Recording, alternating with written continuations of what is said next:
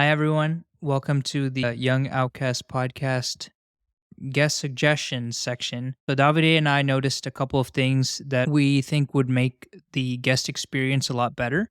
We've had some experiences with the beginning of the podcast introductions being a little bit choppy. So, we noticed a couple of tips that we could give towards guests to prepare for the episode filming.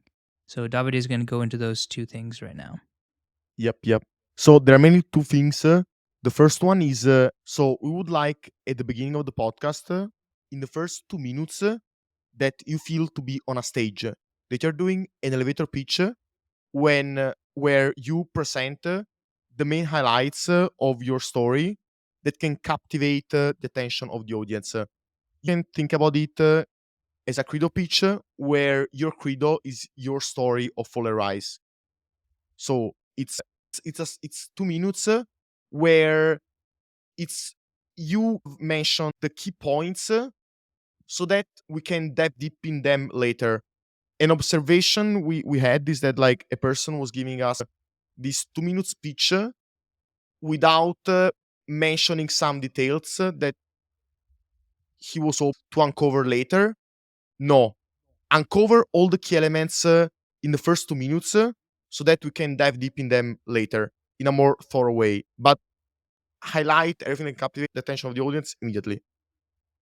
And then after these 2 minutes, we're gonna have a conversation, so a Q&A that will be very chill. But for the first 2 minutes, you need to be like super intense, super emotional, and punching the audience in the face in a nice way.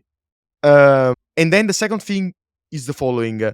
We would like to hear throughout the podcast, of course, in a more chill way, your real and tangible story of Fall and Rise with vivid details. We want to touch your reality. We want to be immersed, transported in your full story, and hear also the actions that brought you to the rise with very vivid details, and also your takeaways. We will have, of course, some philosophical reflections. Of course, this is meant to motivate young to go through their rise, so to go through their fall and then rise again. Uh, but the idea is, please try to keep it as real, as tangible story as possible.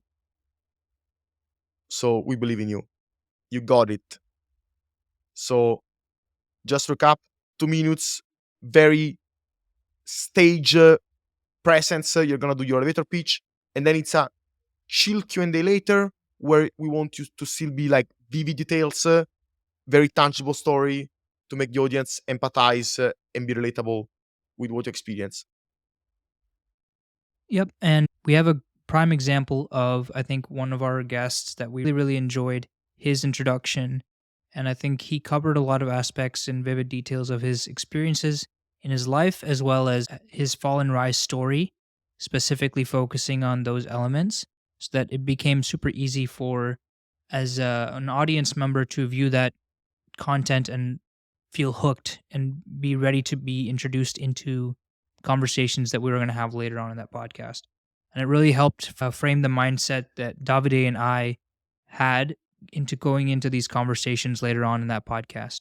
A clip of the introduction is going to be following this video, and we wish you all the best of luck in preparing for this and excited to record with you. Yeah, I guess we could start off with just childhood. I suppose that's a good place to start because that's where a lot of our uh, personality and our environment affects us the most is in childhood.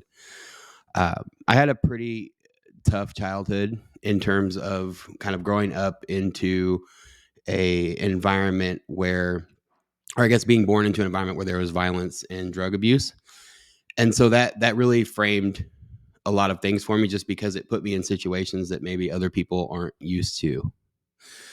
And so my dad was addicted to crack cocaine and alcohol, and my mom dabbled in different drugs, but and don't like not trying to shame my dad here. I love him; he's recovered and doing great and taking care of my grandma and everything. But when he did do drugs, he was an abusive person, and so I kind of grew up in that environment where there was fighting, and this is before I was even really old enough to comprehend those things.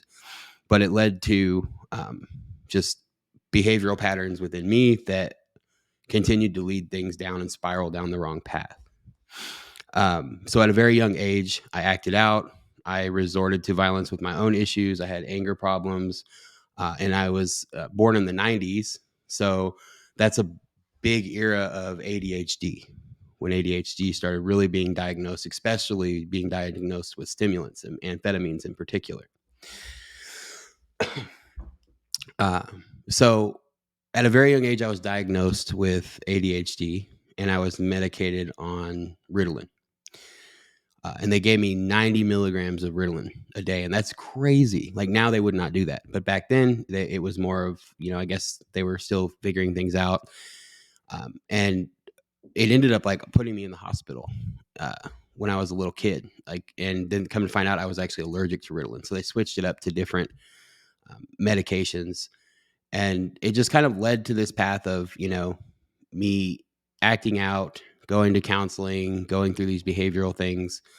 I was even sent to a hospital at one point in time as a young age, and it just led down this path of me really thinking something was wrong, and that I needed some type of medication for it, and then that led to like self medication, hanging out with the wrong people, doing the wrong things, getting introduced into those harder drugs, into crime. And really kind of exploring from there, and spending the time I was about 15 to 25 in that cycle of crime and violence and drugs. So that's kind of a snapshot of the fall, essentially, where things go down. And then after that, a bunch of things happened throughout that time that we'll get into as we go into this podcast.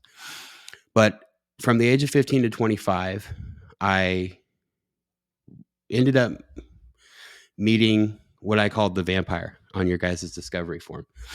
And this was a really beautiful older woman that I ended up becoming getting in a relationship with. And that kind of elevated my ability to access drugs and do different crime and just get into things I really shouldn't have been into. And she was a fairly well connected person in that kind of lifestyle. So I got introduced to all these things. We spent this whole decade. I built a lot of things up through drugs and crime and these types of things. Not like I'm a big time player or anything like that, but I ended up losing it all to the same thing, to where I ended up selling everything I had earned selling drugs for drugs to use. I ended up homeless and going through things over and over, losing everything dozens of times, moving from place to place to place, getting evicted, um, abusing drugs, living at hotels, getting kicked out of the hotels because I couldn't afford that. So I'm out on the street with my clothes in a pillowcase, putting them in a bush until I find somewhere else to go. And then eventually, after enough suffering, I had a defining moment in my life around the age of 25.